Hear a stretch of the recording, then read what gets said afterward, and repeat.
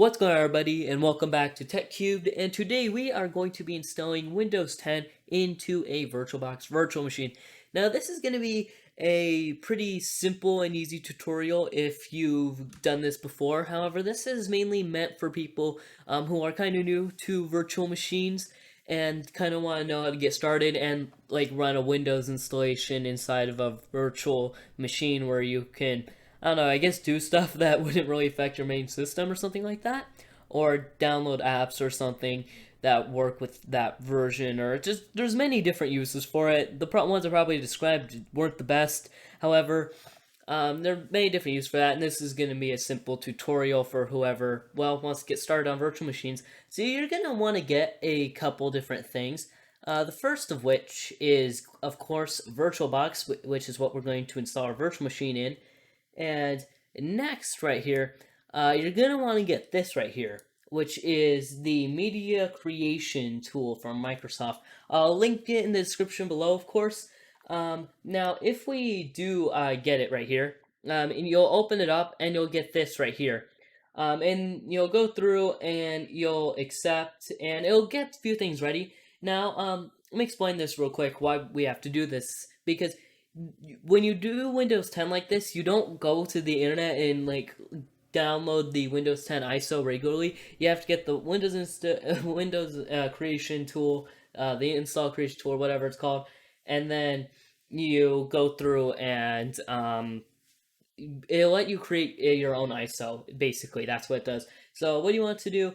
Create installation media. So this is just kind of a walkthrough, and then it'll ask you what you want to do. The edition Windows 10 architecture. It'll have like 64-bit, 32-bit, and I guess both. Even though most likely you're going to want to use the recommended settings, even though you can change like the language, of course, if you want to use it in a different language. And now you click like next, and then you can select ISO file, and then you can click next, and then you'll select where you want to do it, install it to, or you want your ISO to sort of appear when it's finished downloading. So most likely it's going to be like your downloads folder or something. I have a separate folder that I keep all these sort of things in, like my ISOs and things like that. However, you can select where you want to do it, of course. Now, once you've gone through that and it's finished installing and everything, you should have something right here. If I go back here, you should have something that looks like this right here, Windows 10.iso. Now, if you have that right here where it says Windows 10.iso, then you're good and you're ready to move on to the next step. Now, what you're going to want to do if that has gone successfully is you're going to want, of course, open up VirtualBox, and then you can come in here and select New, and then you can select, I'm going to set my custom machine folder. Now we are on the guided mode. I usually use expert mode right here, so if I switch that, it's expert mode. However, for this tutorial, I'm going to use the guided mode because it's easier. Now, I like expert mode better personally because it lets me go in there and configure everything without being walked through it all. However, most likely, you're going to want to use the guided mode, especially if you're new to this sort of thing. So I'll go in here and select your destination folder. It'll have one preset. However, I have my own custom folder where I like to install these things too. So now you're going to come in here and set it to whatever name, but I'm just going to use Windows 10. And I'm going to use Windows 10 64-bit because that's the architecture my ISO is using. Set Microsoft Windows, of course. Click Next. Now, the amount of RAM you want to use in this machine is completely dependent on how much RAM you have in your regular machine, however much RAM you want to use virtual machine. So, depending on how much RAM you have now, I have a decent amount of RAM, so I'm going to give it about 8-ish gigs. That's going to be about pretty good enough RAM for a virtual machine like this. Now, you can set it to 2. It's recommended 2. I don't really recommend that.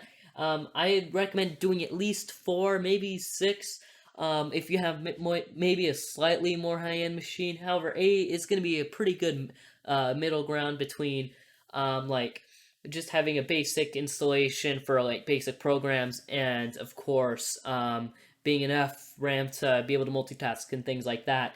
Because if you're doing this on Mac, of course, like I think Macs come stock with 8 gigs of RAM.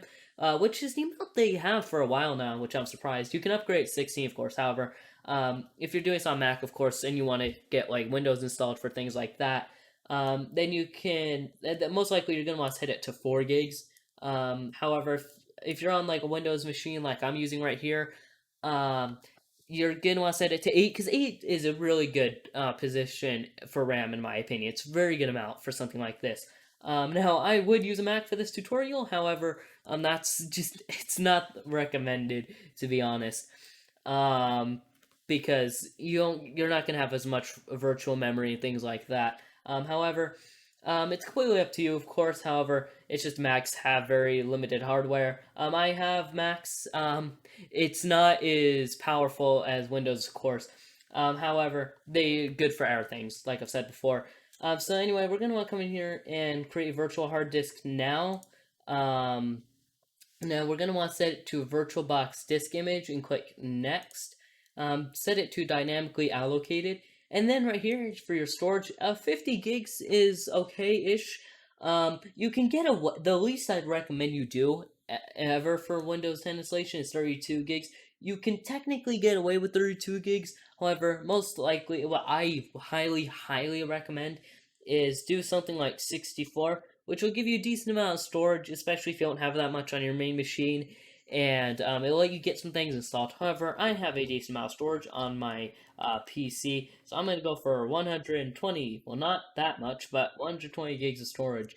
So that is going to be a really good amount because you'll be able to fit a lot on this virtual machine, and it's just pretty good amount of storage in my opinion. Now you can set it to like 128, I guess you can do, which is, that's fine, I guess, if you want to do that. I might as well do that. But yeah, you'll get something like this right here, Windows 10. And now we're not ready to start it up just yet. We're going to want to come into settings, and then we're going to want to go to system because we have nothing changed in general. And then you want to come in here. I recommend setting your processors to 2. That'll make everything way better in the machine. Display, video memory is already set to 128 megs. Now that, of course, is really good, because a lot of these things, they come set to like 12 megs of video memory, which is not that good, especially since I have a decent amount of memory on my video card. I like to have a good amount of video memory in the virtual machine, because again, makes your experience way better.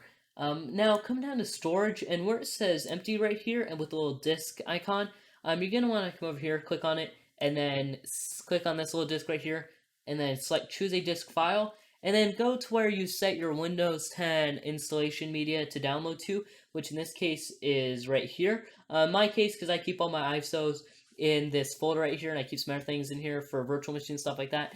Now you might have yours downloads folder, or I guess wherever you set it to download, but you're just going to select it, click open, and then click OK.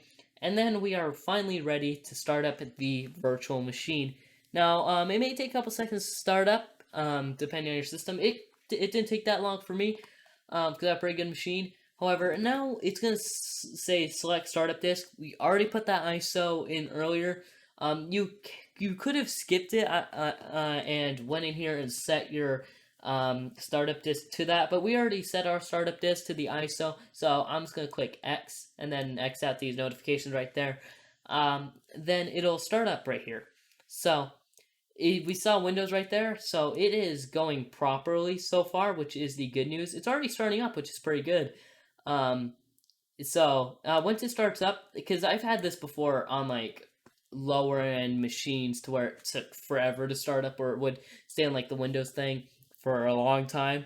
However, I'm using a pretty good machine here. So yeah, you can kind of, I'm doing this right here to get the window to kind of the perfect spot. So I think that's pretty good. Now you'll get right here where it says Windows Setup, and then it's like English, which is what I'm going to use. Of course, you can set it to whatever you want, and then click Next, and then I'm going to click Install Now. And then it'll say Setup is starting, and then we got a few more things to customize right here. And then it'll say activate Windows right here, and then it'll ask you for like your product key and stuff.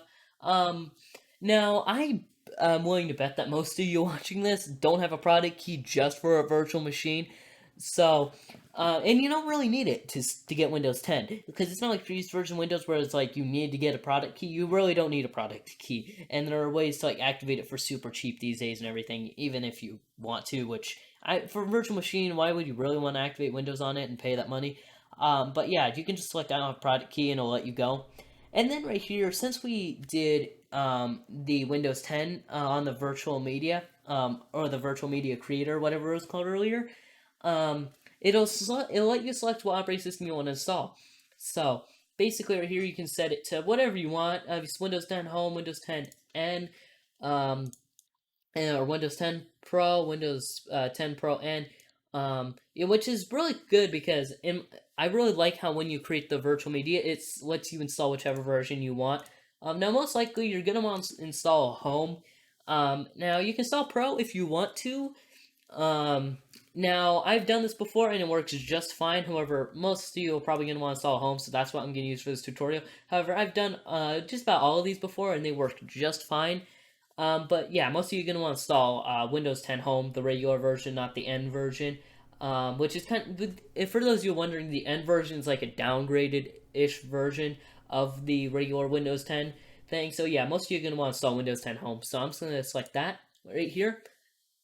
And then it will bring up the license terms, so just accept that, because let's be real, no one is going to read all this. Then click next. And now right here, this is where a lot of people in my experience get confused. Now, once you come in here, you can select upgrade. Wait, actually, no, you're not going to want to select upgrade, excuse me. But basically, the upgrade option isn't available. So that's where a lot of people get confused. Is it really going to make me go through this whole process again? I guess so. Yeah, it's going to make me go through that again. That's unfortunate. However, basically, you don't want to select upgrade because it's like if you were using Windows 7 basically, and you want to upgrade, or Windows 8 you want to upgrade, you would go for upgrade. However, we're using virtual machine like a fresh formatted virtual disk. Well, it's technically not formatted yet, even though it is in your system, but it's not to the virtual machine. So we're going to want to select custom, install Windows only, and it says advanced, even though it's pretty simple. So you're going to want to click that right here. And then you'll have the amount of, then you'll see drive out 0 unallocated space right here. And then the total size and free space will be whatever you set to. In my case, I set 128. Now I'm going to, and then you want to select this and then select next. And now the real installation process has begun. This may take a while depending on your PC. It hasn't taken me that long in the past. In my experience, it's only taken like a few minutes or so because it's pretty quick. At least on my machine it is. However, it should be pretty quick for you as well. However, I will be right back when it finishes. Okay, everybody, we're back, and the operating system has just finished installing, and now it is going to automatically restart. You can click restart now, but it'll automatically restart itself. And then once it restarts, it will go through the little process it has here. And then it will load Windows for the first time. And then it'll have some basic setup stuff. And we'll go through that, and then we'll go through the desktop and everything once it finally finishes and getting set up. So, it's taking a second here, but when it finishes, it'll be pretty nice because we finally get to set up Windows, of course. So right here, it has finally brought up the little Windows logo, and now it will finally bring us into our Windows installation because it's stored on our virtual hard disk. So it may take a few minutes depending on your system. It takes about this amount of time when I did it myself for the first time. Because even if you have it on like a solid state drive or something like that, it's still going to take a second. Because it's like the first time it's fully loading Windows. Because it's like a fresh installation and it's finally there. So, it'll take a second here. And I will be right back when it finishes loading. So Windows just finished loading, and now we'll be able to go through the setup and get everything we need to well set up. And now Cortana is here and tries to talk, and yeah. So basically, I muted her because I didn't want to have her here, because she's annoying. So I'm gonna click United States, yes, and we'll go through like the keyboard and second keyboard layout. No, I'm okay without the second keyboard layout. And then we have some important setup to do apparently. Um, okay, so just a moment, and now we can see what's new from Windows. Yeah, it tries to get you to do all this different stuff. Yeah, so it basically, it already went through the thing right there to where it makes you go through with these add a Microsoft account stuff. So yeah, it makes you go through there.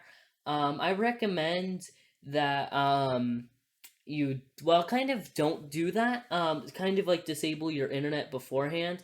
Like you can go down here and change your network settings. So I'll be finish this and I'll be right back. Okay, so we're back, and let me just explain to you what happened because it might have been a little confusing. So basically, what happened was, since the host computer is connected to the internet, it connects to virtual machine through like a virtual Ethernet sort of connection, and the virtual machine detects that and makes you sign a Microsoft account. I really don't like to do that Microsoft account stuff. A lot of people don't like to either. It's just not necessary. Just completely just stupid in my opinion. So basically, what I had to do was I turned off the virtual machine and I went into the settings. I went into network and where it said adapter one, I unchecked the box and I clicked OK right here. So basically, once you do that and restart the virtual machine, it'll bring you to like this thing right here where it wants to connect to the internet. Just click I don't have the internet, and then it will continue with limited setup. It's not limited, it just means Microsoft won't be able to do a bunch of the crap that you don't need. It's just a bunch of pointless stuff. So basically I'm gonna go in here now and I'm gonna set my name. I'm gonna put of course the channel name Tech Cubed, create a super memorable password, space, just space. Okay, so basically what I'm just gonna do right here, because it brought us to this section right here, of course, which is create security questions for this account. I'm just gonna do, what was your pet's first name? Space. That'll be fine, just space. Just space. Okay, I'm just gonna do one. There we go. What's the name of the city where you were born? One. This thing. One. All right, because I don't even want to do the questions because I just find it so pointless. All the stuff that Microsoft makes you do. Oh, and then there's this joyful thing right here. Just off all of this. I don't recommend doing any of this at all. Um, yeah, because this is just it wants you to do it so bad because they're tracking you and collecting your information and it needs your permission to do it. Um, yeah, no, I don't want to. Oh, and then the Cortana. Let's not do Cortana. See, that's the thing with installing Windows. I completely forgot about that. They need you to do so much stuff, or they don't need you to do it, but they want you to do like the login to your Microsoft account. And they want your permission to collect your data and things. It's just I don't know. It's just really stupid in my opinion. So we're getting everything ready for you. It might take I'm not sure. I forgot how long this usually takes. Um, so yeah, it's just a black screen right now. It says it might take several minutes. We'll kind of have to see about that because in my experience, it's been pretty quick. Because it's getting everything set up and it's about ready to bring us to our desktop, and then we'll be able to use our machine for the first time. And then what we can do is then we can go back and set it to where we can connect to internet. If you want to go in there and then connect to internet, I'll do that and see just kind of what happens. Because it'll automatically connect us because we're using that virtual Ethernet connection thing. Because even if you're connected on your main machine through Wi-Fi or Ethernet, it still tries to get your virtual machine to connect. So we didn't do that, and then we just pretended like we don't have internet. But then when it's done, we can go back and then go in there and then set our internet. On and our network adapter in the settings, and then we'll be able to go and visit websites and things like that, and connect to the internet, and then download programs, basically whatever you want. Because yeah, leave everything to us. It may take I don't know. In my experience, it hasn't taken that long. It's taken like less than a minute. Okay, yeah, see, it's almost there already. So it's basically almost done. All right, so we're at our desktop now, and searching for display driver. Yeah, we don't need this. Just go away. Okay, so it brought us to our desktop, and we don't have internet connection right here, and yeah, we got nothing right there. So basically, we got like this thing right there, and some things that we can adjust. So what I'm gonna do is I'm gonna power it off real quick, and then I will come down to settings, go down to network, enable network adapter, press OK, restart the machine. So now we'll be able to connect to the internet because it'll have that virtual Ethernet thing I was talking about earlier, and then we can, yeah, of course, go to websites. Yeah. So just give it some time to start up. Of course, my machine is pretty fast, so it probably won't take that long. Of course, your mileage may vary. You may have a pretty fast machine as well. So yeah, it's already starting up. So um, now we'll be able to connect to the internet though. I'm not sure though if we have to go in there and we have to set it. I don't think we do because I think it's just like recognizes it as like a regular Ethernet thing and will automatically let us go to websites, things like that. Because in my experience, you don't need the virtual Ethernet drivers or whatever they're called. We can just go in there and just connect to the internet.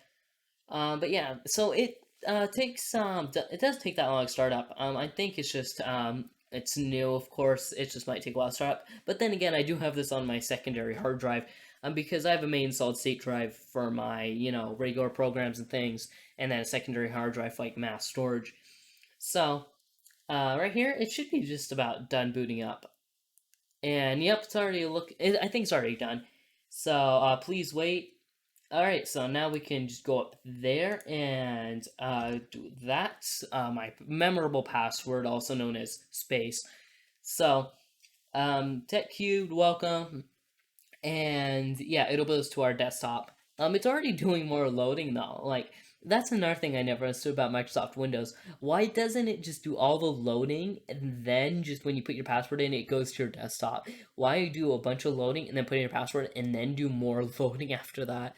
There's a bunch of pointless stuff about Windows that I just never got. It's just they really need to fix some of this stuff.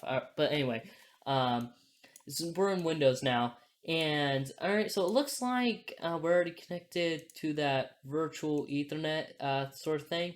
So we can go and open up the internet and all right, so yeah, it's taking a while to start up. Yeah, see, I don't know why it's going so slow. It shouldn't be going this slow. I don't know. Microsoft just hacked it. Oh, and then of course it makes you do this. No, just please open up this. Oh no, wait, it could have loaded up earlier. Just decided to show me like that advertisement sort of thing. So yeah, in my experience, this is only good for downloading things like Chrome. However, we'll use it and try and surf the web real quick. And yeah, so it already goes. And yeah, so that's basically all for this tutorial. We got everything set that we needed to. There's other things that we can do, like there's probably a bunch of Windows updates that need to be installed. And then I guess you can go in there and get things like drivers if you need them. It really depends, though, if you need drivers in a virtual machine like this. But yeah, basically, we've already finished. But I actually, before we just end the video, I would like to go in here and see if I can get it to run in a no, it does these weird resolutions. Yeah, so maybe I need to go in here and fix that somehow. Because it does like 1024 by 768. Because I've gotten it better resolutions before. Because 920 by 1080 or whatever 60 by 9 resolution. Because basically what I do is my monitors run in 4K, but I record my videos in 1920 by 1080, and that's what I run my monitors on while I record my videos. So it'll do like depends on basically what resolution I'm running my monitors at while I'm recording. So because I never feel the need to like do 4K because it's pointless, especially on tutorials like this. Um, but yeah, so there's ways to go in here and oh yes, it did whatever that it was. Just go back. Thank you. Yeah, X. So that's basically all it for this tutorial. I hope you enjoy. This has been a bit longer than I expected. Of course, this can be edited down and everything, but this took a while because I had to go back there and do the Ethernet thing or the wireless adapter thing, stuff like that. However, it's finally done, and I hope you all enjoyed, and I will see you all in the next video. Tech Cubed, over and out.